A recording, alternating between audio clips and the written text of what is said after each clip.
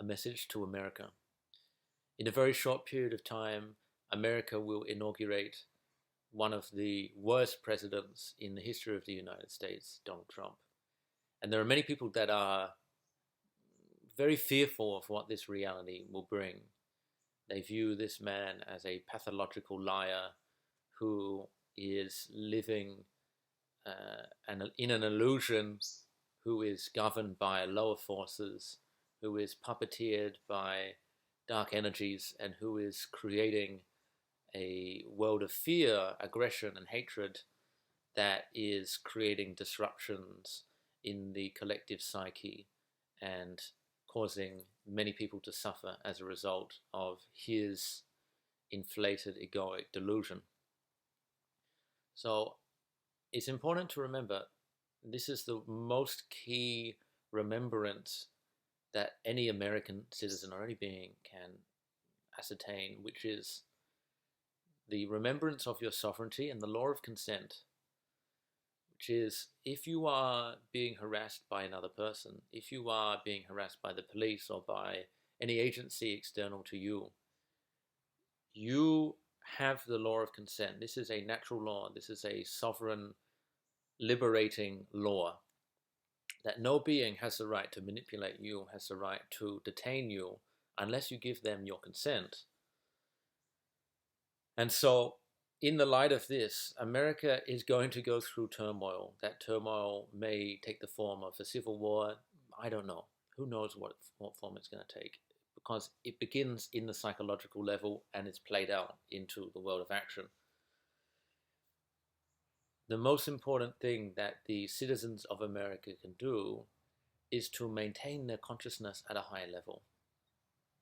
And when the collective consciousness of a nation is no longer entrained by those lower frequencies, by those lower forces of CNN and Fox News and all of the illusions that are perpetuating propaganda and media and lies and distortions, and people bring their awareness back to their heart, bring their awareness back to truth, bring their awareness back to the present moment, in a state of love and reverence for life, for all of life, for the planet, for light, then they are no longer under the spell of the collective dream, which, as we can see through history, has created more wars, more turmoil, more suffering than it has created peace, love, and restoration.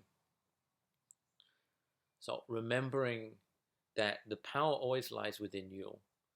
And if you are feeling like you're getting swept up in some mass hysteria, in some collective delusion, in some rioting distortion that is making you commit acts of negative karma, bring yourself back to the present moment and breathe.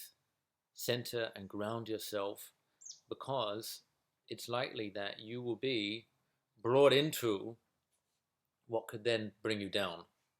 And this is the agenda that the negative agenda is trying to play, which is create a negative scene, get people to create a ruckus, and then, when they've created a ruckus, use the law and the legal system to then incarcerate them and to bring them into the ownership and custodianship of your agenda.